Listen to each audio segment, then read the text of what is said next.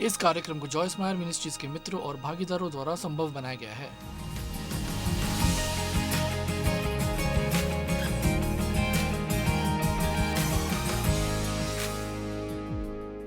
सबसे पहले मैं चाहूंगी कि हम देखें 2 पत्रस अध्याय 1 वचन 3 से 8 को। मुझे सचमुच परमेश्वर द्वारा ये महसूस हुआ कि मुझे इस पर यहाँ उपदेश देना चाहिए, ना यहाँ केवल आपके लिए पर मुझे यकीन है बहुत से लोगों के लिए जो टीवी को देख रहे हैं। मैं अनुशासन और आत्मनियंत्रण के बारे में बस बहुत सोचती रही हूँ और मैं आपको ये बता नहीं सकती कि हम में से हर एक को अपने जीवन किसी बात के लिए ना कहनी पड़ती है जो हम करना चाहते होंगे और किसी चीज़ के लिए हाँ जिसे हम नहीं करना चाहते। ऐसा होता है हम सबके जीवन में। आमीन। ये कभी रुकने वाला नहीं है, यह हर दिन ऐसे ही होने वाला है आपके बाकी के जीवन में। पर अनुशासन और आत्मनियंत्रण दरअसल अच्छे दोस्त हैं जो परमेश्वर ने हमें दिए हैं। आत्मनियंत्रण आत्मा का फल है और ये असल में सूची में सबसे अंतिम है। सूची शुरू होती है प्रेम, आनंद, शांति, धैर्य, अच्छाई और अंत होता है आत्मनियंत्रण पर। और मेरे ख्याल से ये बहुत दिलचस्प है। मैं उन्हें कहती हूँ आत्मा के फल की किताब के 2 सिरे। आत्मा के सारे फल प्रेम से आते हैं पर उन्हें आत्मनियंत्रण द्वारा उनके स्थान पर रखा जाता है। आप दयालु नहीं हो सकते यदि आप में आत्मनियंत्रण नहीं, विनम्र नहीं हो सकते यदि आत्मनियंत्रण नहीं। और सुनती हूँ लोग अक्सर कहते हैं और मुझे यकीन है आप भी कहते होंगे और शायद आप ये भी कहते होंगे, पता है मैं बस अनुशासित नहीं हूँ, मैं बस नहीं रहता, मैं उस क्षेत्र में खुद नियंत्रित नहीं कर सकता।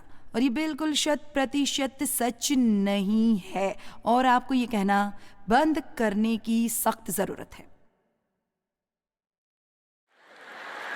चलिए भी मुझे हर बार 3 बार कहने पर मजबूर मत कीजिए। आप इसका इकरार करने से शुरू कीजिए जो परमेश्वर कहते हैं कि आपके पास है और ये आपके मन को नया करने में मदद करता है। जल्दी ही आप ये विश्वास करने लगते हैं कि आपके पास असल में वो है जो ये कहता है कि है।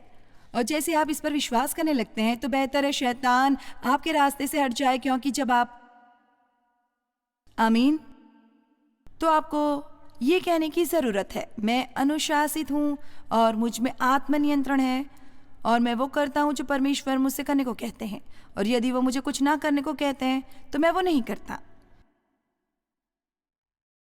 आमीन। अब मसीह होना कमज़ोर मन, रोने धोने वाले, आलसी लोगों के लिए नहीं है। हमें हर चीज़ परमेश्वर से मिलती है। प्रभु हमें स्टार्टर के रूप में मिलते हैं। आप शायद ऐसा कहें जब हमने नए सिरे से जन्म लिया। परमेश्वर पवित्र हैं और वो कभी ऐसे स्थान पर नहीं हो सकते जो पवित्र न हो। उनका अनुग्रह हमारे आत्मा में बहुत ही अद्भुत काम करता है, तो वो आ सकते हैं और वहाँ रह सकते हैं। वो हमें शुद्ध कर देते हैं, वो हमें क्षमा कर देते हैं, वो हमें वास करने के लिए आते हैं, वो हमें अपना स्वभाव देते हैं, वो हमें एक नई सृष्टि देते हैं, पवित्र आत्मा का फल हमें रखते हैं। पर ये बस एक बीज के रूप में आता है। मुझे बहुत पसंद है बाइबल में योना 1 में जो लिखा है, मेरे ख्याल से ये है 3, यहाँ लिखा है कि जो कोई मसीह में है वो जानबूझकर पाप नहीं कर सकता। ऐसा नहीं लिखा कि वो कभी कुछ गलत नहीं करता, पर यहाँ लिखा है कि वो जानबूझकर पाप में नहीं रह सकता क्योंकि मसीह उनमें रहता है। और मुझे ये बहुत पसंद है क्योंकि उसका बीज उसमें बना रहता है। मसीह को बीज कहा गया है कैपिटल S, और वो उसमें है, वो हमारे अंदर बीज के रूप में डाला गया है। और हम सब ये जानते हैं कि बीजों को पानी देना पड़ता है और आपको खरपतवार को उससे दूर रखना पड़ता है और उन्हें धूप की ज़रूरत भी होती है। खैर वचन का हवाला दिया गया है वचन के जल के रूप में। तो जितना ज़्यादा वचन का हम अध्ययन करते हैं उतना ही ज़्यादा हम इस पर विश्वास करते हैं, जितना ज़्यादा वो बीज बढ़ते हैं और वो चीज़ें बन जाते हैं जिसे असल में लोग देख सकते हैं, जानते हैं। जब परमेश्वर ने पहल मुझसे शुरुआत के मेरे अंदर प्रेम था, बाइबल के अनुसार, पर यकीनन मुझे ये कहीं और नहीं मिल रहा था। मेरा मतलब है, मैं लोगों से प्रेम करना चाहती थी, मगर मैं बस कुछ ज़्यादा लिविंग इंसान थी। मैं बहुत अच्छी इंसान नहीं थी। मैं ठेस खाई हुई थी और घायल थी, और अभी तक मैं चंगी नहीं हुई थी। तो मैं व्यस्त थी स्वयं की देखभाल करने में और इस बात को सुनिश्चित कर लेने में कि दोबारा कभी कोई मुझे ठेस ना पहुंचाए। और मैं बस बिल्कुल अच्छी नहीं थी, और परमेश्वर को मुझे बहुत सी बातें सिखानी पड़ी। और जितना ज़्यादा मैंने वचन का अध्ययन किया, उतना ही ज़्यादा मैंने सीखा, और जितना ज़्यादा मैंने सीखा उतना ही ज़्यादा उसने मुझे बदला, और जितना ज़्यादा उसने मुझे बदला उतना ही ज़्यादा मेरा व्यवहार बदला। परमेश्वर हम पर काम करते हैं अंदर से बाहर, और हमें वो हर चीज़ बोते हैं जो हमें एक बढ़िया जीवन जीने के लिए चाहिए। और जब मैं चाहती हूँ कि आप इन शास्त्र वचनों की ओर ध्यान दें, 2 पत्रस अध्याय 1 वचन की 3 की शुरुआत करते हुए, उसके ईश्वरीय सामर्थ्य ने हमें सब कुछ दिया। कहिए सब कुछ, कहिए सब कुछ। जो जीवन और भक्ति से संबंध रखता है, हमें उसी की पहचान के द्वारा दिया है, जिसने हमें अपनी ही महिमा और सद्गुण के अनुसार बुलाया है। और मैं बस यहीं रुक जाती हूँ और उस एक वाक्य पर पूरी रात प्रचार कर सकती हूँ। हमें सर्वोत्तम होने के लिए बुलाया गया है, सर्वोत्तम व्यवहार के साथ। जो लोगों से सर्वोत्तम व्यवहार करें और सर्वोत्तम जीवन जिए, ना ही ठूल मूल, ना ही आलसी, ना ही अनुशासनहीन, पर सर्वोत्तम। और यहाँ लिखा है कि उसने हमें महिमा के लिए बुलाया। खैर, पता है हम बहुत से वचन इधर उधर फेंकते रहते हैं और ये भी नहीं जानते कि उनका क्या मतलब है। तो शब्द महिमा का मतलब है हमारे परमेश्वर की सारी सर्वोत्तमता का प्रकटीकरण। तो परमेश्वर ने हमें ये सब चीज़ें एक वरदान के रूप में दी हैं, जिनका संबंध जीवन और सद्गुणों से है। उनके ज्ञान द्वारा आपको ये जानने की ज़रूरत है कि आपके पास क्या है, और आपको ये पता ही नहीं कि ये आपके पास है। जिसने हमें अपनी ही महिमा और सद्गुण के अनुसार बुलाया। अब एक सर्वोत्तम इंसान हमेशा कुछ ज्यादा ही बढ़कर करता है। वो कभी किसी बात को कम से कम नहीं करते, वे हमेशा उससे और आगे बढ़कर करते हैं जो वो कर सकते हैं। एक सर्वोत्तम इंसान हमेशा अपने वचन का पालन करता है। वो हमेशा उसे करते हैं जो हमेशा वो कहते हैं कि करेंगे। और हम बस यहाँ रुकेंगे और ये कहना उचित होगा कि हम आज एक ऐसे संसार में रहते हैं जो सर्वोत्तम नहीं है, और ये हर समय बदतर ही होता जा रहा है। और हम वो जो मसीह की नुमाइंदगी करते हैं, और यही आप हैं। यदि आप एक मसीही हैं, आप वो व्यक्ति हैं जो यहाँ मसीह का प्रतिनिधित्व करने आया है। हमें रोशनी जलानी होगी, रोशनी ऊपर उठानी होगी, और एक बार फिर सर्वोत्तम बनना शुरू करना होगा, क्योंकि यही संसार को देखने की ज़रूरत है। हमारा परमेश्वर एक सर्वोत्तम परमेश्वर है, और उन्होंने हमें सर्वोत्तम व्यक्ति बनने के लिए बुलाया है। अब हम में से हर एक के लिए कोई ना कोई क्षेत्र है जहां हम ऊपर उठ सकते हैं, जहां हम फैसला कर सकते हैं कि उस क्षेत्र में मैं और सर्वोत्तम बनूं। और बहुत सी सर्वोत्तमता छोटी छोटी बातों से शुरू होती हैं, जिनके संबंध में पवित्र आत्मा आपसे निपटता है, जिसका शायद किसी और के लिए कोई तुक ना बनता हो यदि आप उन्हें ये बताएं। पर हम शुरुआत करते हैं छोटी छोटी बातों में, सर्वोत्तम होने से, जिनके लिए परमेश्वर हमें बताते हैं। फिर ये हमारे जीवन में और अधिक और अधिक और अधिक होता जाता है। और मैं ये जानती हूँ कि सर्वोत्तमता हमारे लिए परमेश्वर की इच्छा है, क्योंकि मैं आपको बताऊंगी, जब आप पवित्र आत्मा से भरे होते हैं और आप परमेश्वर के साथ एक गंभीर रिश्ता कायम करते हैं, तो आप छोटी छोटी बातों के लिए स्वयं को दोषी पाते हैं। जिसने कभी आपको बेचैन नहीं किया था, उससे पहले जब वो आपके अंदर रहने को आए, किसी ने आकर आपको बताया नहीं, पर एकदम अचानक अब आप जानते हैं कि ये काम करने का तरीका नहीं है। बस एक सरस या उदाहरण है, आप शॉपिंग कर रहे हैं, आप एक कपड़ों के रैक को खंगाल रहे हैं, आप कोई कपड़ा फर्श पर गिरा देते हैं, आप वहाँ से जाने लगते हैं। चलिए भी बताइए कितने लोग ऐसा करते हैं? चलिए बताइए भी।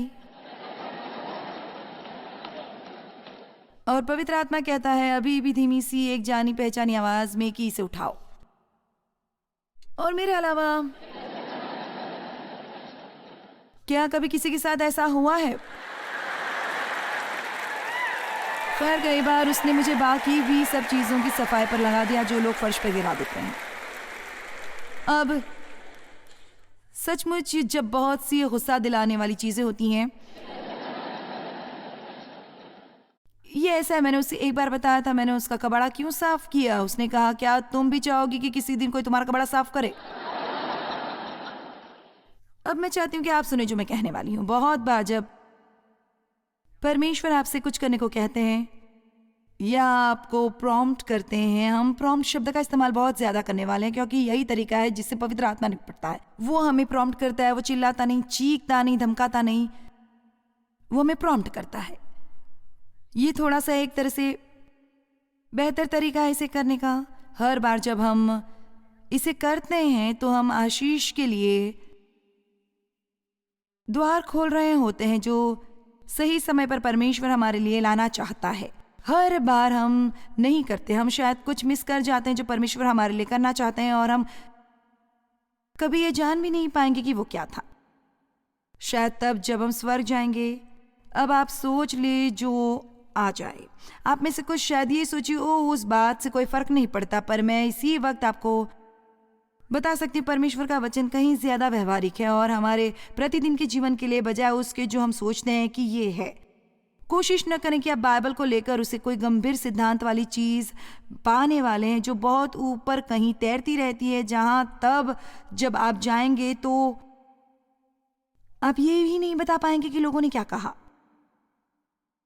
वजनी से क्या मतलब है आपका?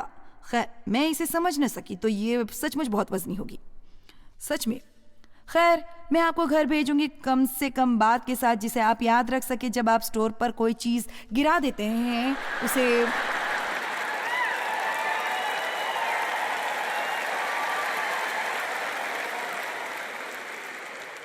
उठाइए और उसे वहां रखिए जहां से ये आपको मिला था। आमीन। ये बस एक उदाहरण है। तो आप में से कितने इससे सहमत हैं कि यदि आप छोटी छोटी बातों में सहमत नहीं होंगे, अब उसे सुनिए जो मैं कहने वाली हूं। जब कोई देख नहीं रहा हो, यहां ही चरित्र की परख होती है। ये वो नहीं है जो आप अपने मसीही दोस्तों के सामने रविवार की सुबह करते हैं। यदि आप ये जानना चाहेंगे कि कौन सच्चा मसीह है, जाओ जाकर उसे अपने घर में ढूंढो। पर बात यह है, और हमें एक श्रद्धापूर्ण भय और डर होना चाहिए कि परमेश्वर हर समय देख रहे हैं। और मेरा मतलब ऐसे भय से नहीं कि परमेश्वर हमें चोट पहुंचाने वाले, परमेश्वर हमसे प्रेम करते हैं, वो हमें चोट पहुंचाने के लिए नहीं है। पर यदि हम सचमुच उन्हें प्रसन्न करने के लिए जिए तो हमें थोड़ा श्रद्धापूर्ण भय होना चाहिए उन्हें प्रसन्न ना करने का। और इसलिए यदि वो मुझे प्रॉम्प्ट करता है कुछ करने को, बाइबल हमें बताती है कि जो सही है वो केवल लोगों को प्रसन्न करने के लिए ना करो, पर परमेश्वर को प्रसन्न करने वाले बनो। मुझे हंसना पड़ेगा। और मेरा हमारे शानदार कर्मचारी हैं, और मेरा मतलब ये नहीं कि उनमें से किसी के ऊपर आक्षेप है, पर यह मेरे लिए हमेशा दिलचस्प होता है यदि मैं एक डिपार्टमेंट में जाती हूँ और एक डेस्क के पास 4 या 5 लोग जमा हैं और वे बात कर रहे हैं। यह हमेशा मुझे हैरान करता है कि कैसे वो बिखर जाते हैं जब मैं अंदर आती हूँ। और जैसा मैंने कहा, वो बढ़िया है, थोड़ी उनकी बातचीत पर मुझे एतराज़ नहीं है, पर यदि आप बैठकर इंटरनेट पर खेल रहे हैं अपना व्यक्तिगत काम करते हुए और आपका बॉस अंदर आता है, आप रुक जाएंगे। पर देखिए, वैसे परमेश्वर ने आपको देख लिया है। अब चलो भी, मैं बहुत गंभीर हूं इसके बारे में। यदि आप ये कुछ मीटिंगों में जाना और कुछ मसीह किताबें इकट्ठी करने के बारे में ही नहीं, और अपनी कार पर बम्पर स्टिकर लगाना, ये वो है कि किस तरह आप जी रहे होते हैं जब आपको कोई देख नहीं रहा होता सिवाय परमेश्वर।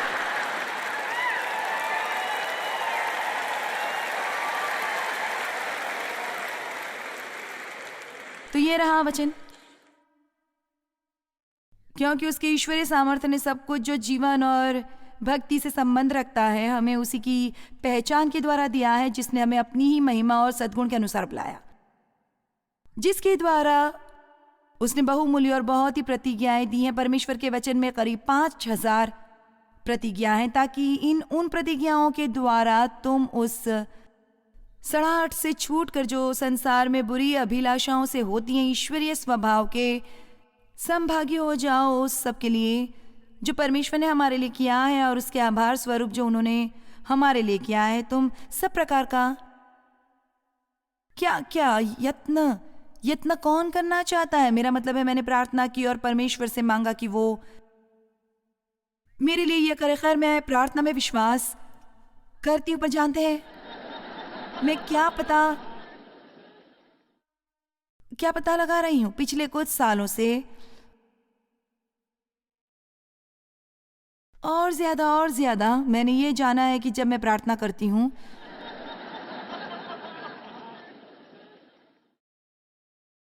और परमेश्वर से मांगती हूँ कि मेरी मदद करे, वो ज्यादातर मुझे दिखाते हैं कुछ करने के लिए सारा समय नहीं। कई बार ऐसा कुछ नहीं होता जो मैं कर सकती हूँ, पर कई बार ये होता है कि ओ गॉड,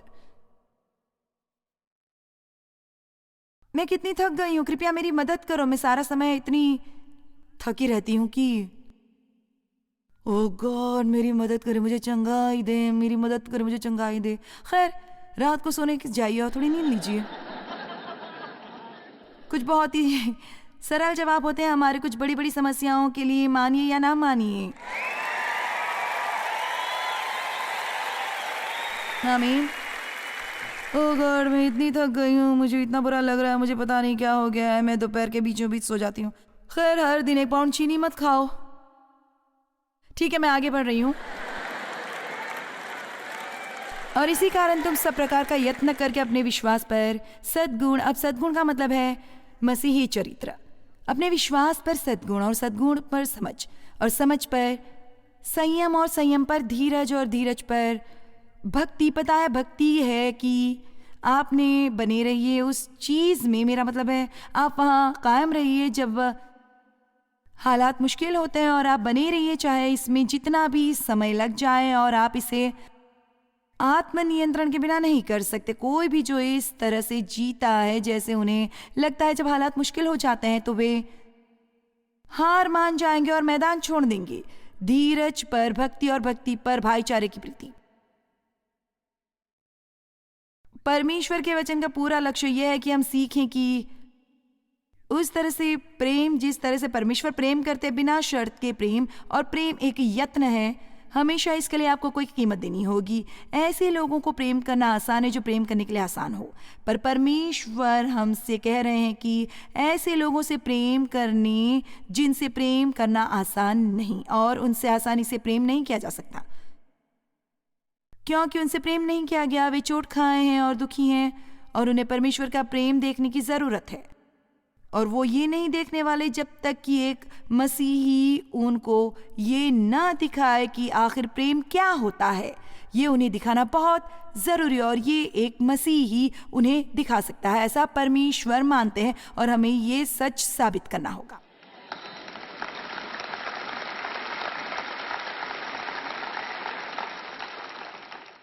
नए मसीहियों को उब जाना चाहिए, क्योंकि आप सब मिनिस्ट्री में बुलाए गए हैं। आप शायद कभी भी पुलपिट के पीछे न हो प्रचार करते हुए लोगों से भरे एक कमरे में, पर आप संसार हैं, आपकी पुलपिट, और प्रचार कर सकते हैं बिना एक शब्द कहें। आप अपने जीवन में प्रचार कर सकते हैं। आमीन। मैंने कहा आप में से हर एक जब आप बाहर जाते हैं प्रचार कर सकते हैं। ये कुछ उपदेशकों की जिम्मे नहीं है कि सब काम करें। एक 5-fold मिनिस्ट्री बनाई गई थी सेंट्स को प्रशिक्षण देने के लिए, ताकि वो मिनिस्ट्री का काम कर सकें। आप ये समझ रहे हैं? आपको बस हर रविवार चर्च ही जाते रहने की जरूरत नहीं है, बस सहायता पाने के लिए। कुछ सालों के बाद वहां एक बदलाव होना चाहिए, और आपको जानना चाहिए क्योंकि आप किसी और की मदद करना चाहते हैं। और एक कारण यह है कि लोग क्यों तंग आ जाते हैं चर्च जाने से, और मैं हमेशा ये सुनती रहती हूँ कि कुछ भी ग्रहण नहीं हो रहा, कुछ समझ नहीं पा रही हूँ, कुछ हासिल नहीं हो रहा। शायद वहाँ तुम्हारे पाने के लिए कुछ भी न बचाओ, शायद तुम्हारे अंदर कोई जगह नहीं बची जहाँ आप कुछ डाल सकें, और शायद आपको ज़रूरत की कुछ चीज़ें बाहर देनी शुरू करनी होगी। शायद आपको एक प्रार्थना के साथ हर रविवार चर्च जाने की ज़रूरत है। प्रभु, मुझे आज किसी को दिखाइए जिसकी मैं मदद कर सकूं। बस वहाँ जाकर बस अपने सभी दोस्तों के साथ न बैठे रहिए जिनके साथ आप कंफर्टेबल हो।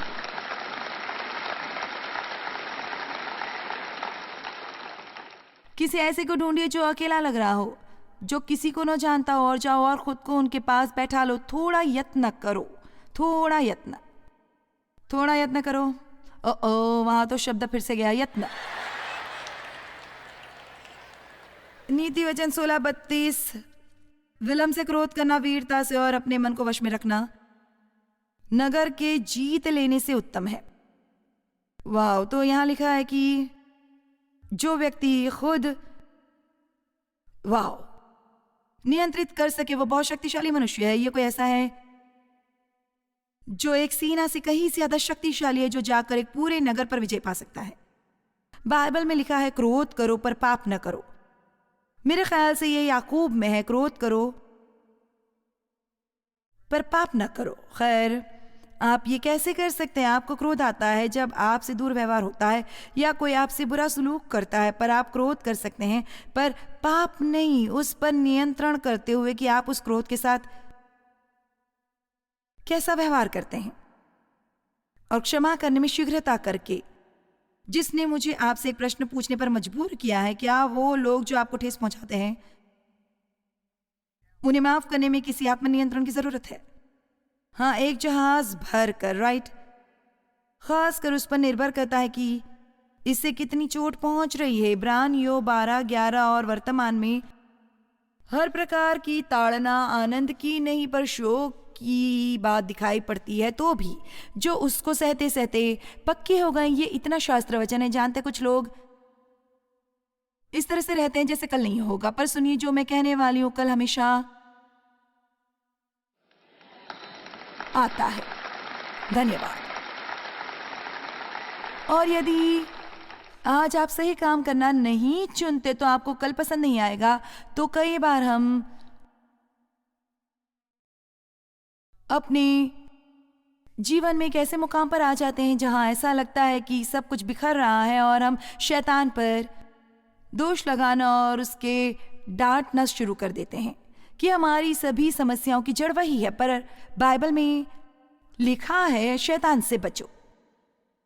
इसमें थोड़ा आत्मनियंत्रण की जरूरत होती है।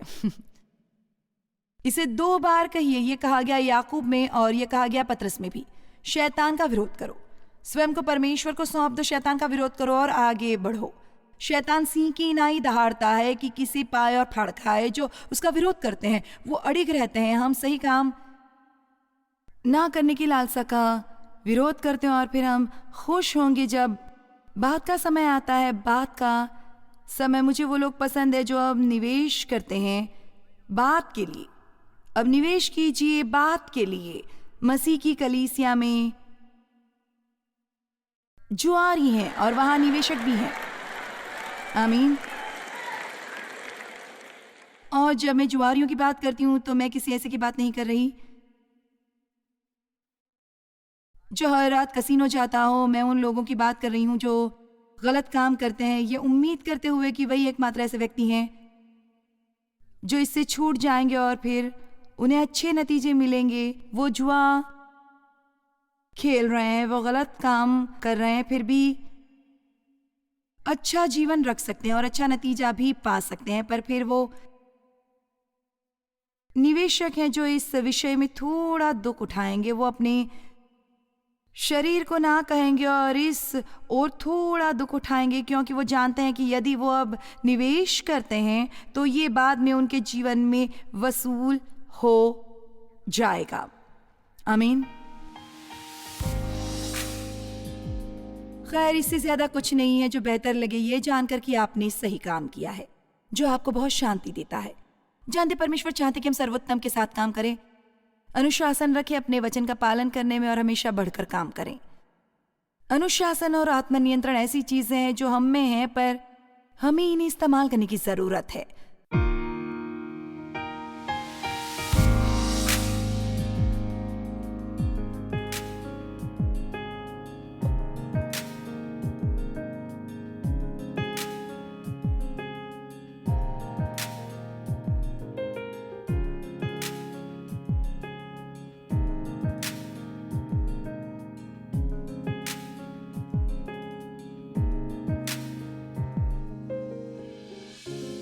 इस कार्यक्रम को जॉयस मायर मिनिस्ट्रीज के मित्रों और भागीदारों द्वारा संभव बनाया गया है।